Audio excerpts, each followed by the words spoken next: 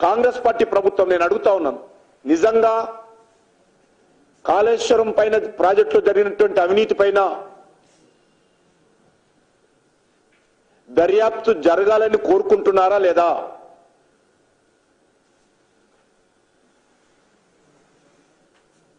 దోషులకు శిక్ష పడాలని కోరుకుంటున్నారా లేదా? లేక కాంగ్రెస్ పార్టీ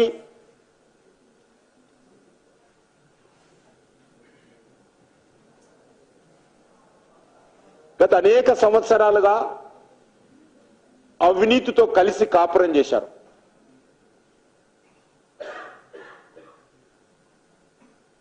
అవినీతికి కాంగ్రెస్ పార్టీకి విడుదలైనటువంటి బంధం ఉంది. స్వాతంత్రం వచ్చినప్పటి నుంచి ఇప్పటి వరకు ఈ రాష్ట్రంలో, ఈ దేశంలో అధికారంలో ఉన్నప్పుడల్లా కాంగ్రెస్ పార్టీ పెద్ద ఎత్తున ప్రజాధనాన్ని దోపిడీ చేసిన విషయం మనకు తెలుసు. కాబట్టే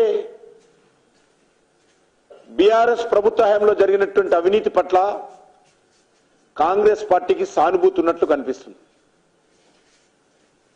మీరు చేసినా మేం చేసినా మన ఇద్దరం దోపిడీదారులమే,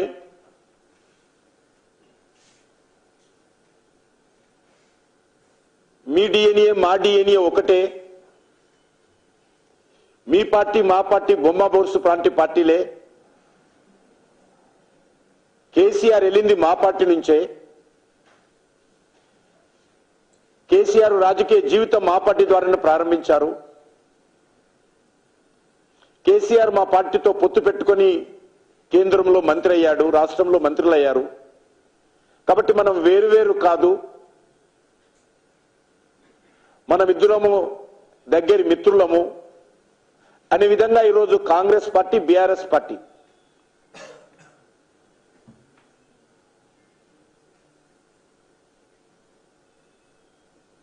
ఒక తోలు బొమ్మలాటాలు ఆడుతా ఉన్నారు. రిటైర్డ్ జడ్జితో న్యాయ విచారణ మేము చేస్తామని చెప్పారు.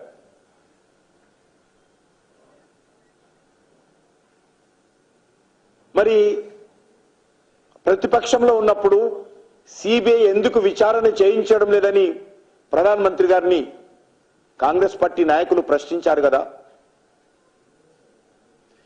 ఈరోజు ఎందుకు సిబిఐకి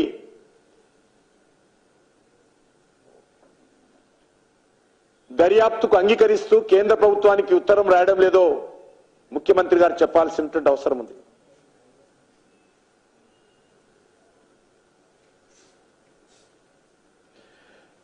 కాళేశ్వరం ప్రాజెక్టు ఇప్పుడు రోజు కళగా మారిపోయింది.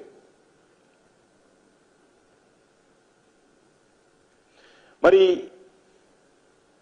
మంత్రులు వెళ్ళారు, పవర్ పాయింట్ ప్రజెంటేషన్స్ తీసుకున్నారు. కానీ ప్రాజెక్టు భవిష్యత్తు పట్ల ఇంకా రాష్ట్ర ప్రభుత్వానికి ఏ రకమైనటువంటి అవగాహన ఉన్నట్టు లేదు. ఏం చేయబోతున్నారో తెలియని పరిస్థితి ఉన్నది. అందుకే నేను ఈరోజు మిగతా అంశాల మీద పోకుండా నేను నేరుగా ముఖ్యమంత్రిని ఒకటే ప్రశ్నిస్తున్నాను, మీకు చిత్తశుద్ధి ఉందా లేదా? బీఆర్ఎస్ ప్రభుత్వ హయాంలో జరిగినటువంటి అతిపెద్ద స్కాము ఈ యొక్క కాళేశ్వరం ప్రాజెక్టు. దీనిపైన సిబిఐ దర్యాప్తుకు అంగీకారమా లేదా? కేంద్రానికి ఉత్తరం రాస్తారా లేదా? దోషులను శిక్ష పడాలని కోరుకుంటున్నారా లేదా? లేక మీకు బీఆర్ఎస్ పార్టీకి మజ్లిస్ పార్టీ మధ్యవర్తిత్వం చేసి ఏమైనా అంగీకారం కుదిర్చిందా? ఈరోజు తెలంగాణ ప్రజలు కోరుకుంటున్నారు.